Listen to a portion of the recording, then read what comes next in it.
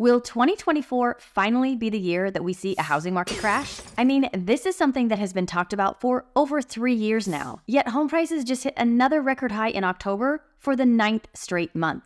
And lenders have reported that they've seen an increase in mortgage applications in December as people get back into buying mode because the interest rates have come down. The reality is that real estate is cyclical, and at some point we will see another housing market downturn. So for all those crash bros out there that have been saying that the housing market is going to crash, don't worry, you're going to be right one of these times. But will 2024 be that year?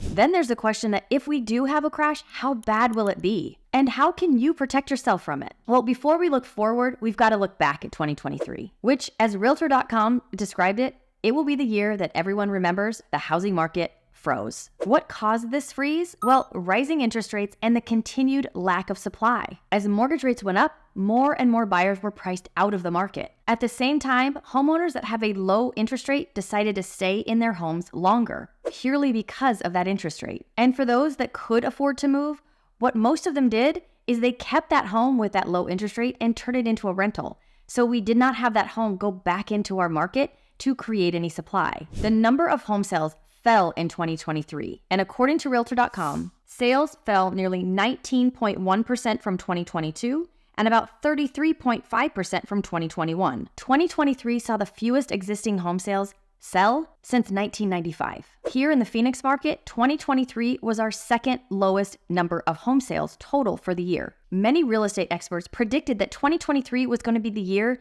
that home prices finally came down. They had risen so much over the past few years. Combine that with higher interest rates and higher prices, and it really strained the budget of the buyers. And even though the rising home prices slowed, they did not take a drastic turn the other direction either. In fact, the median home price went up 2.1% year over year to $428,000 in 2023, which was a new record nationally. Now, in the Phoenix market, we did see a bit of a decline in our overall median sales price in 2023, and that number ended at $430,000. But in 2022, that number was $455,000. So over the year, we have seen a $25,000 change in the median price point. But as you can see, 2024 is already tracking higher. Now, I know it's only been a few weeks, so this is something we will have to watch closely. As the interest rates got higher through the year, the sector of the market that had the most activity was new construction. And this was purely based on their ability to do rate buydowns, which for some buyers made all the difference in the world as to whether they could buy or not.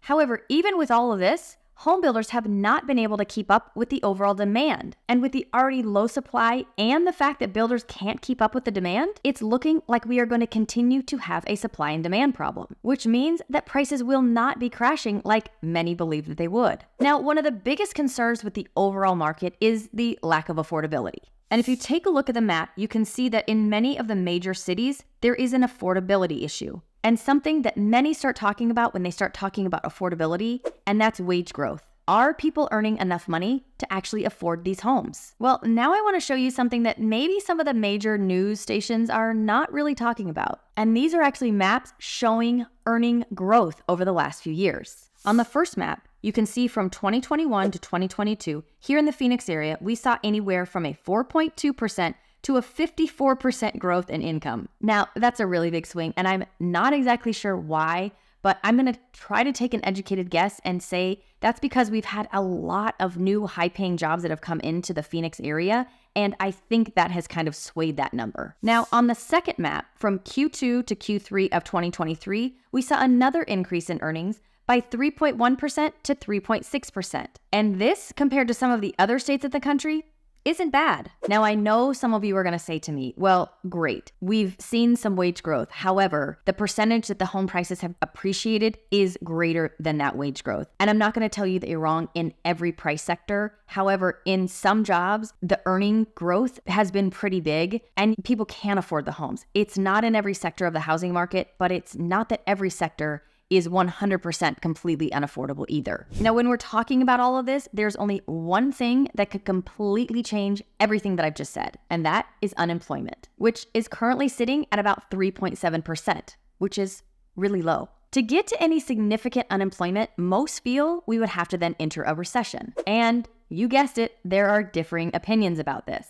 According to an article by Business Insider, they talked to 10 different experts, and here are just a few of the examples of what they said. Billionaire investor Citadel founder Ken Griffin told Bloomberg that his hedge fund had anticipated a recession sometime in late 2022. While he no longer expects the U.S. to enter a recession before the end of the year, he said the country isn't out of the woods just yet.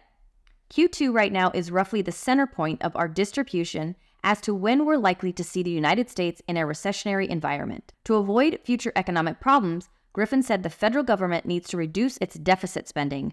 With the 2024 presidential election on the horizon, he said he's not optimistic that will happen. Then Jeffrey Gundlach, CEO of the investment management firm Doubleline Capital, said earlier this month on CNBC that he expects interest rates to fall next year as the U.S. enters a recession. Additionally, he expects the hiring freezes at some companies to eventually lead to layoffs. Then on the other side, Atlanta Federal Reserve President Raphael Bostic said this: "We are not going to see a recession. That is not my outlook. We are going to see a slowdown and inflation will get down to 2%. And UCLA economists predicted a weak economy in 2024, but no recession. Our research team is the best in the business, and they have moved to the soft landing category.